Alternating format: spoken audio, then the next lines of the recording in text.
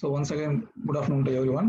So you all know the topic that we are discussing currently, interpretation of Constitution. Almost we have gone through the widely accepted 10 principles.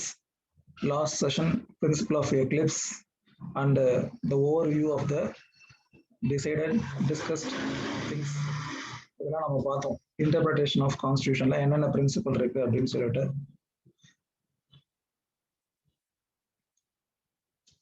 உங்களுடைய மிட்சம் syllabus வந்து பார்த்தீங்கன்னா interpretation of கான்ஸ்டியூஷனில் எல்லா general பிரின்சிபல்ஸும் கொடுக்கல. ஒரு 4 general principles மட்டும்தான் கொடுத்துருப்பேன் with regard to interpretation of constitution. எதுக்குன்னா அந்த 4 கொஞ்சம் நம்ம முழுசாக படிக்கணும் அப்படிங்கிறதுக்காக அதை கொடுத்துருப்பேன். இன்னைக்கு கிளாஸில் நம்ம என்ன டிஸ்கஸ் பண்ண போகிறோம் அப்படின்னு பார்த்தீங்கன்னா ஜுடிஷியல் ப்ராசஸ் அப்படிங்கிற அந்த கான்செப்டை டிஸ்கஸ் பண்ண போகிறோம். And judicial process it includes judicial activism and judicial restrained. இதுதான் நம்ம இப்போ இந்த செஷன்ல டிஸ்கஸ் பண்ணக்கூடிய topic. Judicial process, as the name suggests, in delivery of justice, the process involved and indulged by the court is called judicial process. ஒரு தீர்ப்பை வழங்குவதற்கு எந்த முறையை பின்பற்றுகிறது, what interpretation has been used and what mechanism has been followed, அதை வந்து காமனா we used to call it as judicial process involved in delivery of justice by the judiciary. அதுதான் judicial process to the short. இந்த judicial process இதுக்கு ஒரு முக்கியத்துவம் இருக்கு. என்ன அப்படின்னு பார்த்தீங்கன்னா it involves 2 things, judicial activism and judicial restraint. நான் ஏற்கனவே சொல்லியிருப்பேன் starting செஷன்ஸ்ல, court should travel within 4 corners of law. அது என்னைக்குமே நம்ம மறக்கக்கூடாது. court should travel within 4 corners of law. So first of all இப்போ நீங்கள் கோர்ட் ப்ராக்டிஸ் நம்ம நிறைய பேர் போனது கிடையாது.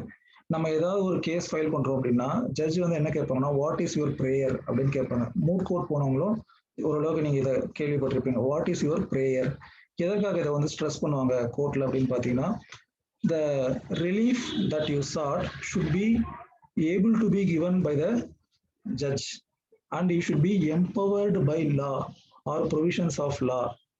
Without any empowerment, அந்த குறிப்பிட்ட தீர்ப்பை நீங்க கேட்கக்கூடிய அந்த தீர்ப்பு இருக்கு இல்லையா, பிரேயர், அந்த தீர்ப்பை வழங்குவதற்கு அவருக்கு அதிகாரம் இருக்கணும்.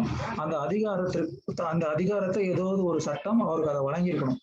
அப்படி அதற்கான அதிகாரம் இல்லாம you cannot just say that it is the constitutional court and you have vast power to the sky or to the sea அப்படிங்கிற மாதிரி நம்ம ஒரு சினிமாத்தனமான ஒரு ஆர்குமெண்ட்டை வைக்க முடியாது. இட் இஸ் ஆல்வேஸ் என்னது, you should know what is the remedy sought by you and whether the court is empowered to grant that remedy. அதுதான் ரொம்ப முக்கியம். இதைதான் சில பேர் jurisdiction அப்படிங்கிற ஒரு விஷயத்தையும் சொல்றாங்க. Not necessarily it should be only with regard to jurisdiction. It may even be based on merits, facts and other things also. Whether the court is able to pass an order or grant a relief sought by you. அதுதான் நம்ம பிரேயர்னு சொல்லுவோம். இப்போ இந்த relief chat பண்றதுக்கு என்ன இருக்கணும், the court should be backed up by the law. அதுக்கு ஒரு லா, ஒரு சிஸ்டம், ஒரு ஸ்டாட்யூட் இருந்தாதான் அதை பேஸ் பண்ணி you can establish your right has been violated or you have faced a loss or some infringement of your rights have been happened அப்படின்னு சொல்லிட்டு you can establish only if there is a law and that law envisages some mechanism. It is the way something should be dealt with. இப்படிதான் ஒரு விஷயத்த இது பண்ணிருக்கணும். ஆனால் அது அப்படி செய்யப்படவில்லை அப்படின்னு சொல்றோம். ஒரு கான்ஸ்டிடியூஷனல் கோர்ட் ஒரு ரிட் ஒன்று ஃபைல் பண்றோம். எதுக்கு ஃபைல் பண்றோம், ஒரு கவர்மெண்ட் அத்தாரிட்டியை ஏதோ ஒரு ஆர்டர் பாஸ் பண்ண சொல்லி ஃபைல் பண்றோம். ரிட் ஆஃப் மேண்டமஸ் தான் என்னது, டு ஆர்டர் அப்படின்னு நமக்கு படிச்சிருப்போம். To order or to direct the state official to do something or not to do something which is bound by law. அதை நம்ம ரிட் ஆஃப் மேண்டமஸ்னு சொல்றோம். சே ஃபார் எக்ஸாம்பிள், நான் ஒரு ப்ராப்பர்ட்டி வந்து வாங்கியிருக்கேன். அந்த ப்ராப்பர்ட்டியில நான் வந்து அது வந்து it is a vacant plot. So now I want to make a construction in that particular plot. So I applied for home loan. The bank, the processing officer, going through the papers and he is asking for patta. Patta is a government document which shows who is in possession of that particular land. That's all. It does not show the ownership of the land. சரியா, நான் வாங்கக்கூடிய இடத்துல அந்த பட்டா யார் பேர்ல இருக்கு, ப்ரீவியஸா இருக்கக்கூடிய ஓனருடைய பழைய வெண்டார் பேர்ல இருக்கு. not even the owner from whom have purchased this vacant plot. அதுக்கும் முன்னாடி இருக்கிற ஒரு ஓனர் பேர்ல இருக்கு. So the bank processing officer is telling that you should get your name changed in the patta, then only we can process your application for sanctioning of home loan அப்படின்னு சொல்லிடுறாங்க. நம்ம வந்து என்ன பண்றோம், கவர்மெண்ட் அத்தாரிட்டிஸ்க்கு போறோம், petition கொடுக்குறோம், பல நாட்கள் அலைக்கழிக்கப்படுறோம். பட் ஆனால் என்ன, நமக்கு தேவையான ரிலீஃப் கிடைக்கல. Then we are filing a writ stating that I have made an application for name transfer in patta on so and so date after affixing all the necessary documents and paying the necessary fee for the same அப்படின்னு சொல்லிட்டு. அது எல்லாம் இருந்தும் கூட my application for name change in the patta has not been made by the authorities concerned. அதனால என்ன பண்ணணும், this court should issue a writ of mandamus directing the tahsildar to issue patta in my name அப்படின்னு சொல்லிட்டு நம்ம ஒரு writ போடுறோம்னு வச்சுக்கோங்களேன். First you should know what are the remedies available, whether you have exhausted the available remedy, and what is the current proposition of law, whether you have made. இப்போ ஒரு application கொடுத்துட்டோம், அந்த அப்ளிகேஷன்ல அந்த கன்சர்ன் அத்தாரிட்டி ஒரு act பண்ணல அப்படின்னா அதுக்கு மேல யாராவது அப்பீலேட் அத்தாரிட்டி இருக்காங்களா, இல்ல அதுக்கு வேற ஏதாவது ப்ராசஸ் இருக்கா, அந்த ப்ராசஸ் எல்லாம் முடிச்சிட்டோமா, அந்த ப்ராசஸ் முடிச்சுட்டு இப்போ நமக்கு வேற எந்த ஆல்டர்னேட்டிவ் ரெமடியும் இல்லை. So now after making necessary representation etc we are approaching the court, and what is the power of this court in issuing this. இது எத்தனை நாளுக்குள்ள நான் கொடுத்த அப்ளிகேஷனை அந்த கவர்மெண்ட் ஆஃபீஸர் ப்ராசஸ் பண்ணணும், whether there is any GO or what is the steps to be followed, whether I have fulfilled all the steps necessary to get a name change அப்படிங்கிறதெல்லாம் இருக்கு. இதெல்லாம் பார்த்ததுக்கு அப்புறமா தான் கோர்ட் வந்து தனக்கு இருக்கக்கூடிய அதிகாரத்தை பயன்படுத்தி ஒரு உத்தரவை பிறப்பிக்க முடியும். அந்த அதிகாரம் எதுவுமே இல்ல வேற ஒரு செட் ஆஃப் மெக்கானிசம் போட்டிருக்கு. That is without invoking this jurisdiction there is some other appellate authority or some person, அந்த மாதிரி ஒரு விஷயம் அந்த ஆக்ட்ல போட்டிருக்கு, இல்ல அந்த பர்டிகுலர் விஷயத்துக்கு இருக்கு அப்படின்னா only we should go as per the rule. So we cannot just make an application to the court concerned to issue an order which it is not empowered. சரியா, இது வந்து ஒரு பேஸ், இதை நீங்க எப்பயுமே மறந்துடக்கூடாது. சில பேர் நிறைய பேர் சொல்லுவாங்க, இதெல்லாம் தீர்ப்பா, இதெல்லாம் வந்து ஒரு இதுவா, இதுக்குதான் கோர்ட் இருக்கா, எல்லாமே இப்படிதான். No, those things are common view, that may not be correct. நிறைய பேருக்கு ஒரு பார்வை இருக்குங்கிறதுனால ஒரு விஷயம் சரியா இருக்கணுங்கிற அவசியம் கிடையாது. அதை நம்ம எப்பயுமே ஞாபகம் வச்சுக்கணும். The court can make a judicial decision only if it is empowered to do, only it has been provided by the law, only if there is sufficient rule or regulation, then only it can make a judgment. Just simply to make a satisfaction of the common mass, it cannot pass any orders. சரியா, ரொம்ப முக்கியமான ஒரு விஷயம். Nirbhaya case வந்தது. Nirbhaya case வந்ததுக்கு அப்புறமா Nirbhaya amendment, criminal law amendment 2013 கொண்டு வராங்க. நிறைய அந்த ஏஜ் ரெஸ்ட்ரிக்ஷன்ஸை குறைக்கிறாங்க. For offence of rape the accused ஏஜை வந்து என்ன பண்றாங்க, ரெடியூஸ் பண்றாங்க. அந்த ரெடியூஸ் பண்றதுக்கு முன்னாடி அந்த கேஸ்ல சம்பந்தப்பட்ட பர்சனை ஒன் ஆஃப் த அக்யூஸ்ட ஜுவைனைல்னு ட்ரீட் பண்ணி 3 years ஹோம்ல வச்சு தென் he has been released. அதுக்கப்புறமா அந்த லால சேஞ்சஸ் கொண்டு வராங்க. whether that can be made applicable to the particular incident அப்படின்னு பார்த்தீங்கன்னா no, because ex post facto law is unconstitutional இல்லையா. அப்போ public anger, public thing, other things are different. But what is the ability judiciary, foremost and important thing, எப்படி வந்து independent judiciary has been recognized by our constitution, அதே மாதிரி independent judiciary அப்படிங்கிற அந்த வார்த்தையில என்ன விஷயம் இருக்கு அப்படின்னு பாத்தீங்கன்னா, it also includes you should give respect to other wings of democracy. You should oblige the other forms of democracy. If the legislative power has been vested with the government, then you should respect, and such power should be exercised only by the legislation. சட்டம் இயற்றுவதற்கான அதிகாரம் சட்டமன்றத்திற்கும் பாராளுமன்றத்திற்கும் இந்த constitutional வழங்கப்பட்டிருக்கு அப்படின்னா அதை நீதிமன்றம் தலைவணங்கி ஏத்துக்கணும். அது சரியா தப்பா, அந்த சட்டத்தினால ஹார்ட்ஷிப்ஸ் வருமா இல்லையா, those things are secondary, but it should respect the law made by the legislation. It also is implied in the word independent judiciary. How the judiciary is independent, it is similarly the other wings of democracy is also very much important. சரியா, அப்போ அந்த லெஜிஸ்லேஷனுக்கு ஒரு அதிகாரம் இருக்குன்னா இந்த நீதிமன்றம் ஒரு விஷயம் சரியா தப்பாங்கிறத தீர்மானிக்கிற இடத்துல இருக்கலாம். Mostly it should go towards or it should lean towards favorability of law or validity of law, viability of law. You should try to uphold the law. அது வந்து வேற தவிர்க்கவே முடியாத சூழ்நிலை வரும்பொழுது மட்டும்தான் அந்த சட்டம் தவறானது, இட் இஸ் அல்ட்ரா வைரஸ் அப்படிங்கிற ஒரு முடிவுக்கு கோர்ட் வரணும். even though it is empowered under the law and under the constitution to decide on validity of law, but it is should be exercised with great caution and with limited scope. சரியா? அது ஒரு விஷயம். அதேதான் எக்ஸிக்யூட்டிவ்க்கு ஒரு order இருக்கு. it has been empowered to issue orders or bylaws to execute a legislation அப்படின்னு இருந்துச்சுன்னா அந்த விஷயங்கள் எல்லாம் சரியான முறையில் தான் செய்யப்பட்டிருக்குங்கிற ஒரு அனுமானத்துல தான் கோர்ட் அந்த கேஸை விசாரணைக்கு எடுத்துக்கணும். It is always on the person who alleges the malafidness of legislation or malafidness of executive to prove that malafidness really exists. It cannot be concluded by presumption. ஒரு அனுமானத்தின் அடிப்படையில இந்த சட்டம் தவறானது, இந்த சட்டம் வந்து ஃபண்டமெண்டல் ரைட்டுக்கு வயலேட்டிவா இருக்கு, லெஜிஸ்லேட்டிவ் காம்பிடன்ஸ் இல்லை, அதே மாதிரி executive order is malafideness, it does not hold good அப்படிங்கிற ஒரு விஷயத்தெல்லாம் என்ன பண்ண முடியாது. It should be all established beyond reasonable doubt. Otherwise the court is not to decide the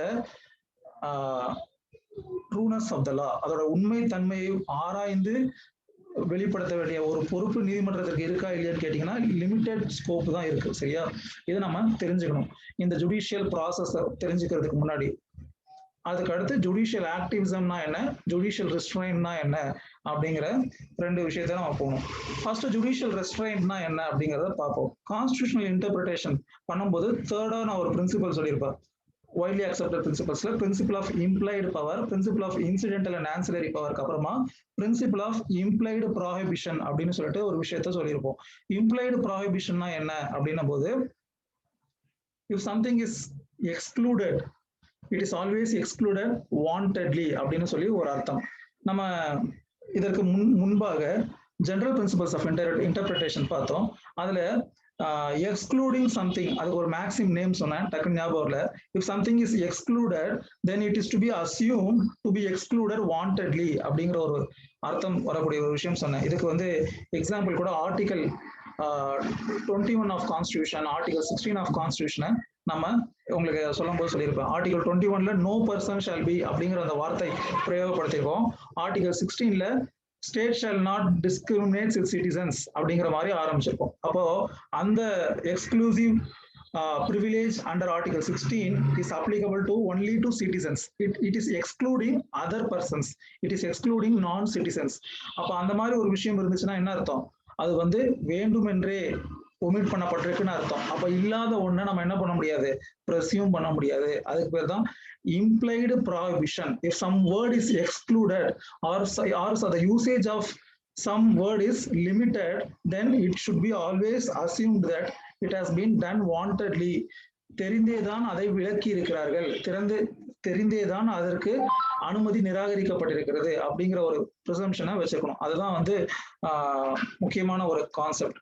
so இப்போ இந்த ஜுடிஷியல் ரெஸ்ட்ரைண்ட்ங்கிறதும் அதுதான். இப்போ பாலிசி இந்த வார்த்தை அடிக்கடி நம்ம கோர்ட்ல இல்ல நியூஸ்ல நம்ம கேள்விப்படுவோம். என்னன்னா policy decision of the government, the court should not go into the policy decision of the government அப்படின்னு சொல்லியிருப்பாங்க.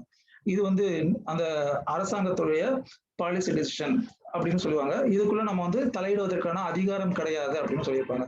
ஏன் அப்படின்னா டிசைடிங் வித் ரிகார்ட் டு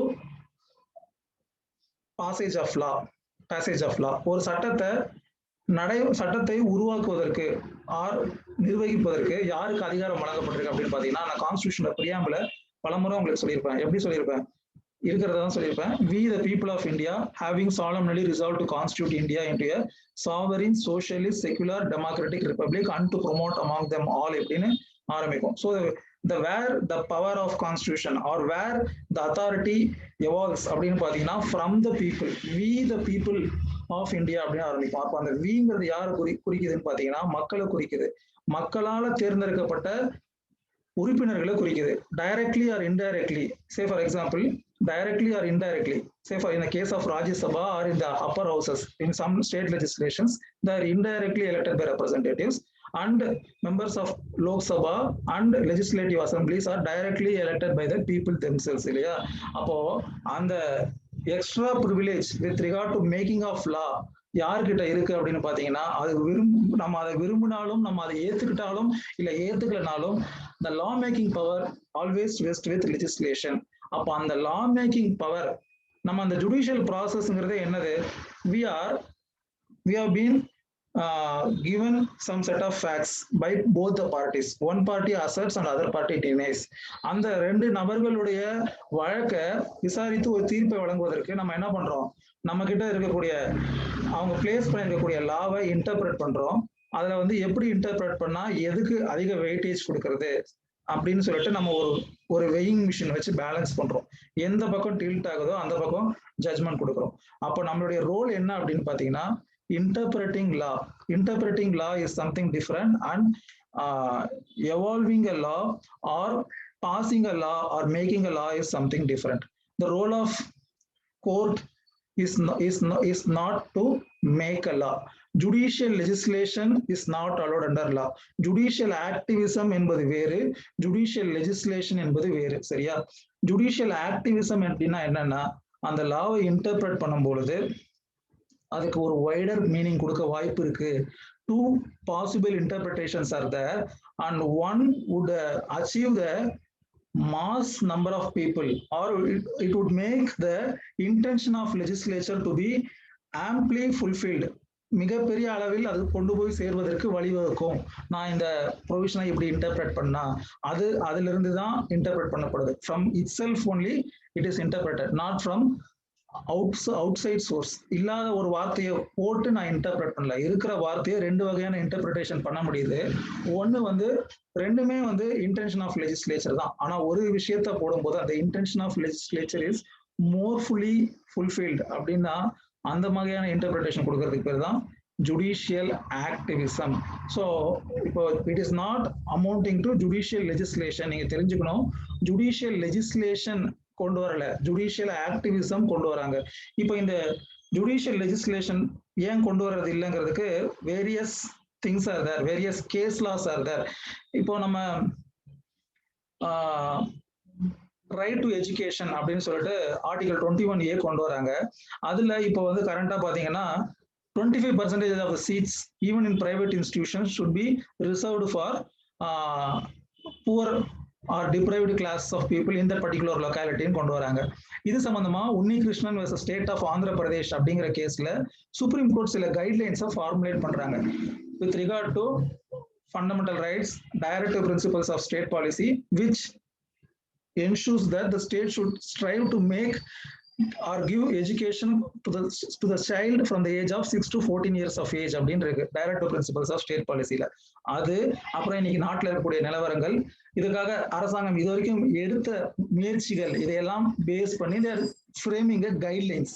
அந்த கைட்லைன்ஸ்ல இருக்கிற அடிப்படையில தான் திஸ் ரைட் டு எஜுகேஷன் அப்படிங்கிற அந்த ஒரு ஆக்ட் ஃபார்ம் பண்ணி அதுல ப்ரொவிஷன்ஸை லெஜிஸ்லேச்சர் என்ன பண்ணிருக்காங்க, கொண்டு வந்திருக்காங்க. ஸோ இட் டஸ் நாட், இப்போ பாருங்க, it is not the case where the legislation itself is passed by the court. அதுதான் நான் சொல்றது, it is not the legislation passed by the court itself. நான் ஏற்கனவே லாஸ்ட் செஷன்ல கூட ஒரு இது சொல்லியிருந்தேன், Vishaka vs state of Rajasthan.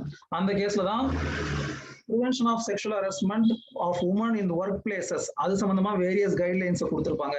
அதை பேஸ் பண்ணி தான் 2013ல ஆக்டா பாஸ் பண்ணிட்டாங்க, prevention of harassment of women at work places act அப்படின்னு சொல்லிட்டு ஒரு ஆக்டை பாஸ் பண்றாங்க. இது வந்து ஒரு எக்ஸாம்பிள் தான். இந்த மாதிரி ஏகப்பட்ட எக்ஸாம்பிள் நம்ம சொல்ல முடியும். இப்போ ரீசெண்டா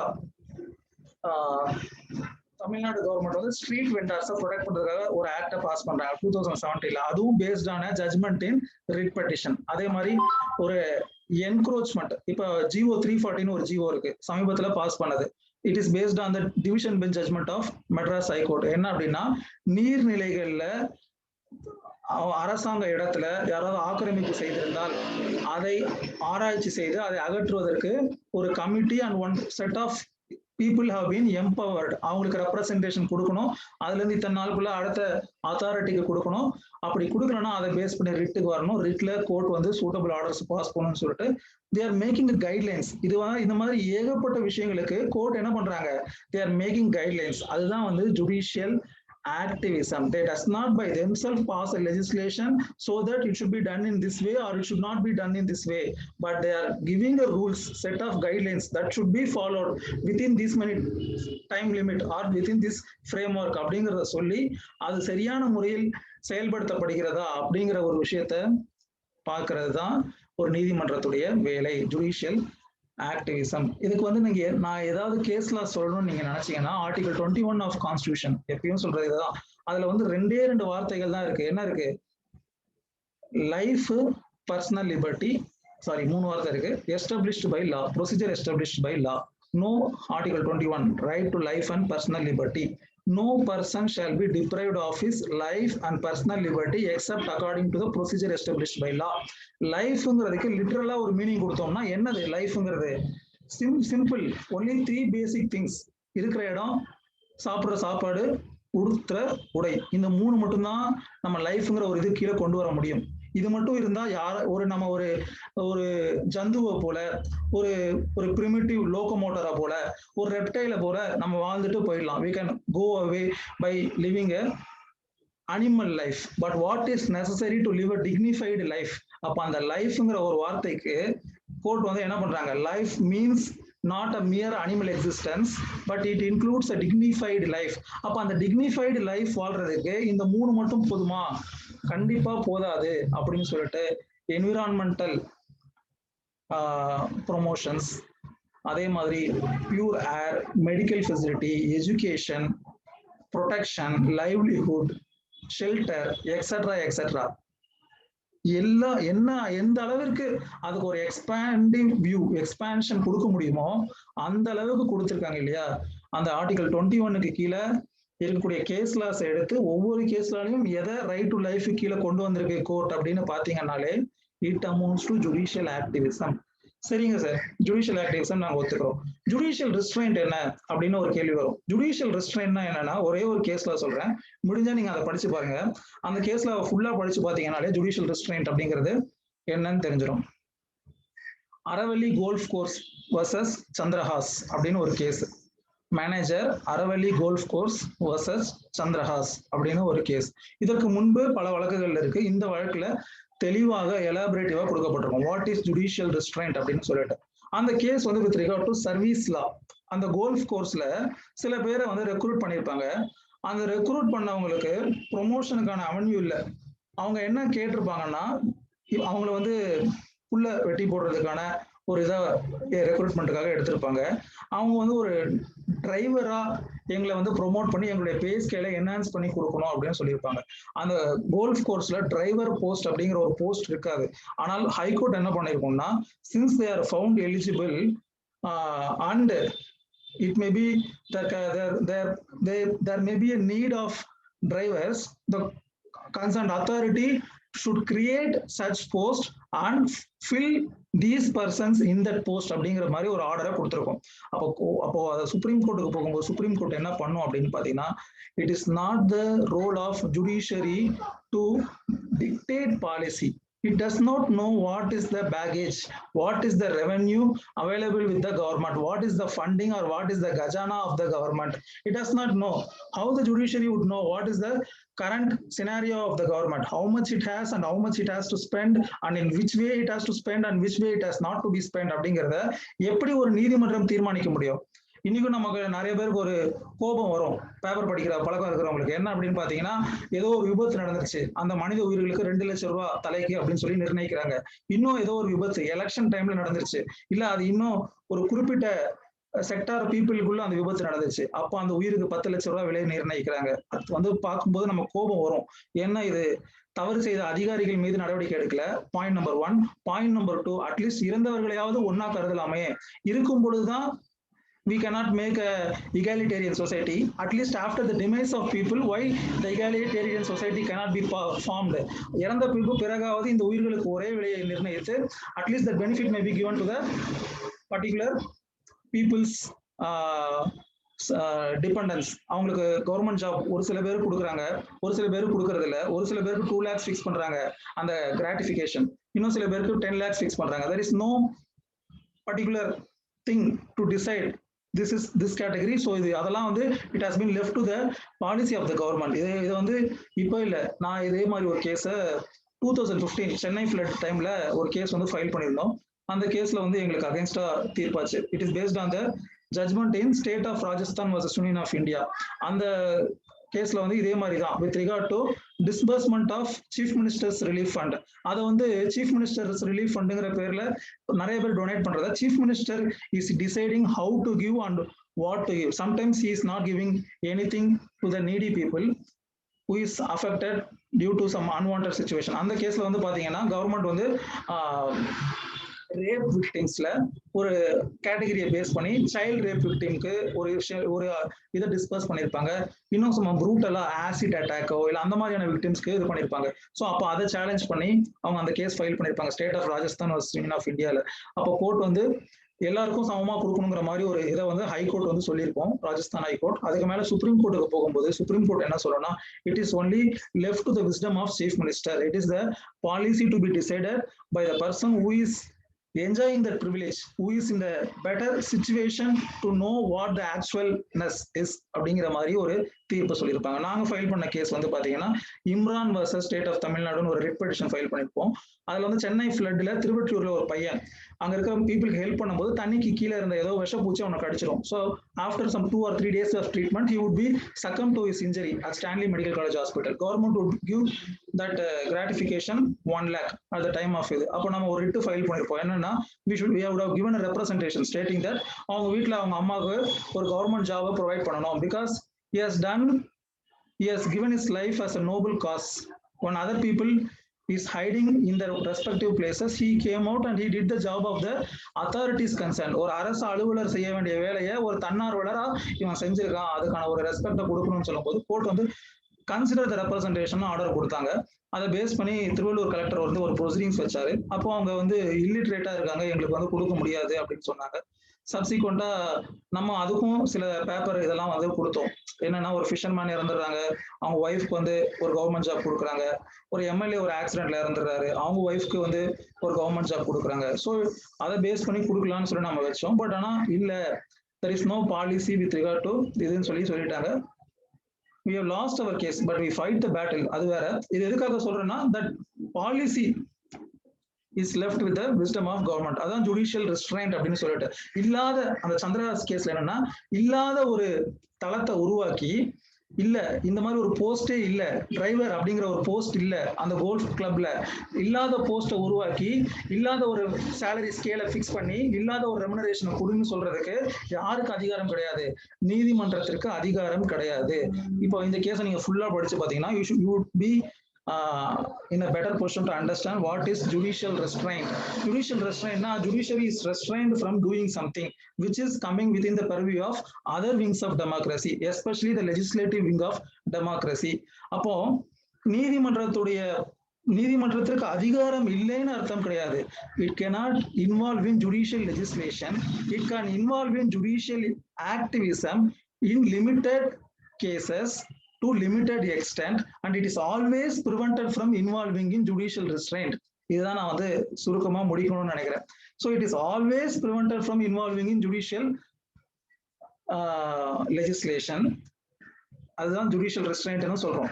ஜுடிஷியல் ரெஸ்ட்ரைண்ட்ங்கிறது நீதிமன்றம் it cannot sit and step into the shoes of legislation and pass the law or pass or divert the funds by sitting in the shoes of legislation or sitting in the shoes of executive. அது பண்ணுவதற்கு நீதிமன்றத்திற்கு என்ன கிடையாது?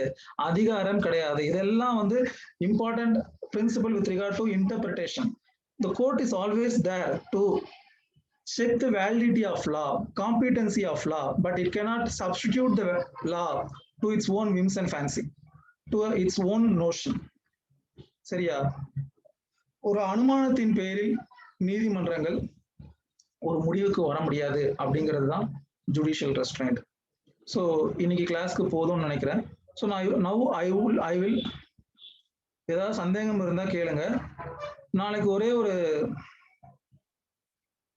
session you discuss with regard to your midsum and other things. அதுக்கப்புறமா எக்ஸாம்லாம் முடிச்சதுக்கு அப்புறமா நம்ம we will meet. யாருக்கு ஏதாவது டவுட்ஸ் இருந்தா you can shoot at me with regard to this discussion. Judicial activism, judicial restraint, judicial process. இதுல இவ்வளவு நேரம் நான் பேசிக்கிட்டு இருந்ததுல உங்களுக்கு ஏதாவது சந்தேகம் இருந்தால் நீங்க கேட்கலாம்.